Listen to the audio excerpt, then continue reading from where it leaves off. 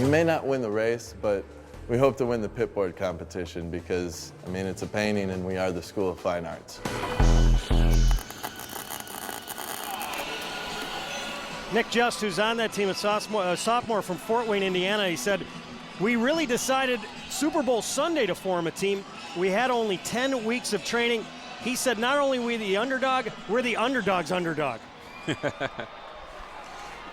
You know, while we were away, we had this crash happen, right? It looks like just a chain reaction right at the front. It just overflows over into the pit, and you could see guys just jumping out of the way. And 3 exchanges happening at the same time on the outside. That was something. Yeah, you know, and Cutters and Black Bulls there, they're starting to get a gap, right? Oh. Well, and that's a case of safety. That's a team that's not on the lead right there. They're a lap team. They need to move to the outside. For future years, all the future riders that we're going to have need to get the disciplines down. Well, you know, and these guys are out there yelling and screaming too, like, get out of the way, I'm coming up, you know, coming up behind you on your left. Sure. And always pass on the inside. That's kind of the rule of thumb. The slower riders move to the outside. Here comes Cutters in for an exchange. You saw that, Dylan. It looks like it's going to be a bike-to-bike. Yep. Dave Coughlin to Sasha. You see the touch. And the next rider wants to get it up to speed and get right back in there with the leaders. It looks like Fiji still on the front. Black Key Bulls, Beta.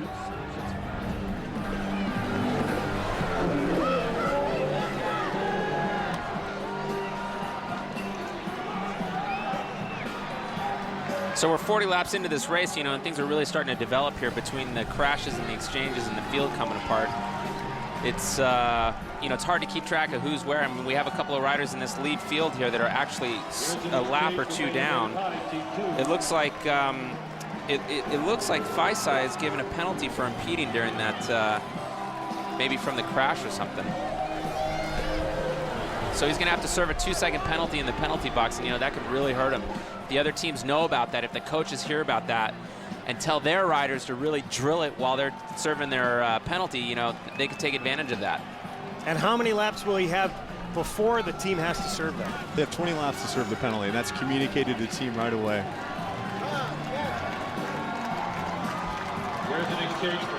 So yeah, so the coaches are going to really have to pay attention to the right time to serve that penalty, because it'd be the difference between winning and losing or being completely out of the race. Sure. Sigmason, who's on the bike right now for the Cutters at the lead of the pack, is a swimmer here at Indiana.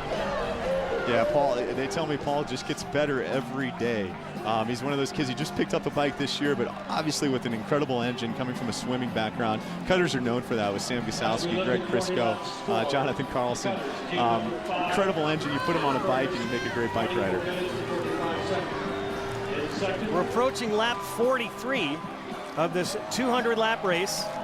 It's a quarter-mile track, just more than 50 miles. This is Paul's first set out there on the little 500 track, and he seems to be riding well. Looks like the other teams really want him to do a pole. He's not really riding that hard. He's waiting to see how they'll react.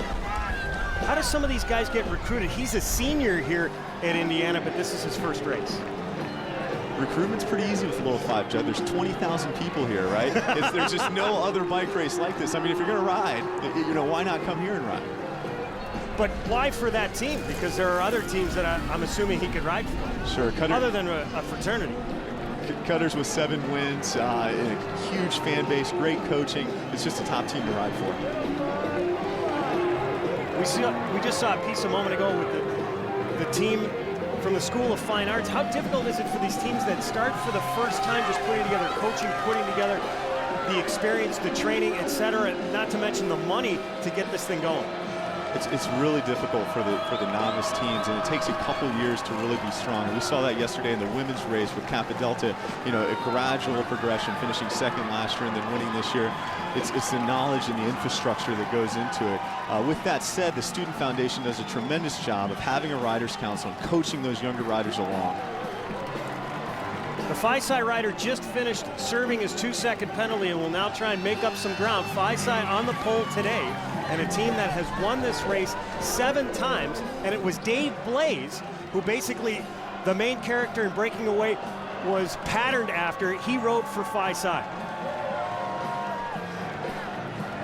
You know, Cutters on the front right now really drilling it because they know that that Faisai just served a penalty, so they're going to try to make him hurt a little bit. You guys have got the stopwatch out. How quickly is the pace? Or how quick is it? It's really slowed down right now. So this is a 400-meter track, Jason, and typically what kind of times is a fast lap for in the race? Great question. You'll see the first lap and the last lap down in the low 30s. I think the fastest lap ever by Bill Noss was right around that 30-second mark. I anticipate right now they're running about 38, 40-second laps. And that happens, right? They're trying to feel each other out, you know, and they're not wanting to expose themselves too much early. You know, we see Major Taylor, they're sitting back in about 8th position, and they haven't taken a pull all day. Meanwhile, we got Feisides doing exchanges. They've had to serve their penalty. Cutter's also doing an exchange, but what an amazing job. He's right back in there, able to make contact with the field again without using too much energy. The Black Key Bulls making a move along the back stretch. The Cutters rider trying to make up some ground. Guys, talking to Jim Kirkham, the coach for the Cutters, he said one of the things that will be important for them today, being creative. I know Jim well, and that strategy does not surprise me. I know they want to come out and have fun today. They haven't won since 2004, so they're eager for that victory. Another great exchange from Black Key Bulls. You know, his teammate puts him in right at the front. I mean, that's a classic exchange right there. I mean, didn't have to use any energy. He's already third wheel.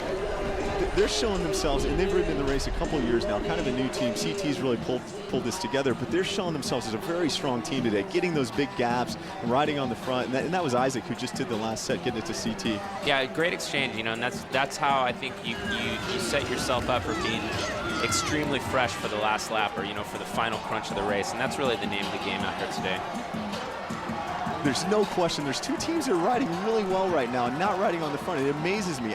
Ali Camara from Team Major Taylor, the team in pink, yeah, he's not come out yet. And no. he's sitting about 5 or 6 deep, 50 laps into the race. It's just an amazing effort. They're going to have to deal with the 10 exchange rule, as well as Beta Theta Pi and Phi Gamma Delta. They seem to be content and comfortable to sit in the pack and really, really riding well. You know, it's really interesting, too, because, you know, their coach just has a strategy that, okay, look, you're going to ride the first 50 laps of this race no matter what happens. And, you know, they've done a good job so far. They've stuck in there. They're still on the lead lap. They haven't put their nose out in the wind at all. They're sitting about 8th right now. It's a tricky strategy, but it's one that's really interesting, and so far it's working out for Team Major Taylor. You know, a few years ago we saw their good sprinter in a position to win the race, and on a quarter lap to go, crashed. Well, they're a team, and talking to Dave Fung, who's on the Riders Council, he said we feel like we've got the right mix.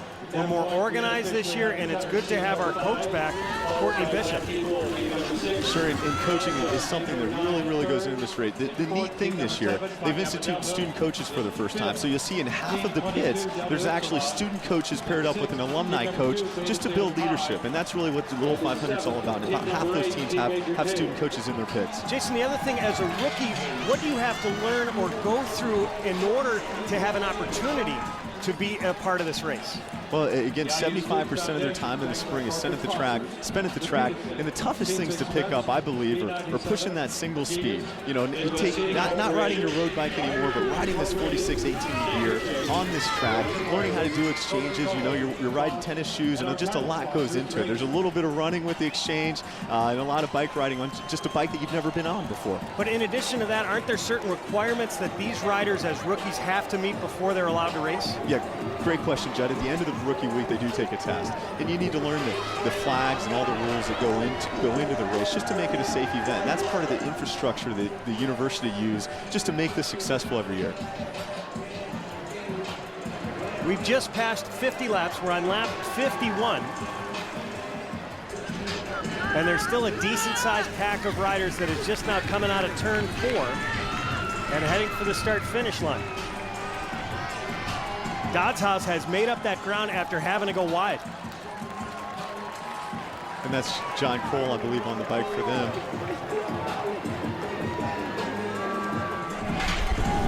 Dodds House won this race in 05 and in 98. 2 wins all time. It's their 55th Little 500. And they are 5th in the all-time standings, and they have 2 guys who are past champions, and you'll see a demarcation if you do get a chance on our great high-def pictures on their sleeves to mark the fact that they have won this race in the past. There are only 3 riders who have that on their jerseys. 2 from Dodds House, Chris Chartier and Daniel Houchins, and 1 from Cutters, and that's Dave Coughlin. You know, Judd, something interesting to note, Fiji, which is in the brown, has been in this race 54 times. They've been in the top 10 45. They're first overall as far as rankings go, but they've never won this race. Team number 5 at 30 minutes and 55 seconds. And then Bagyama Delta, team number 7. I talked to some of those guys before the race, and they are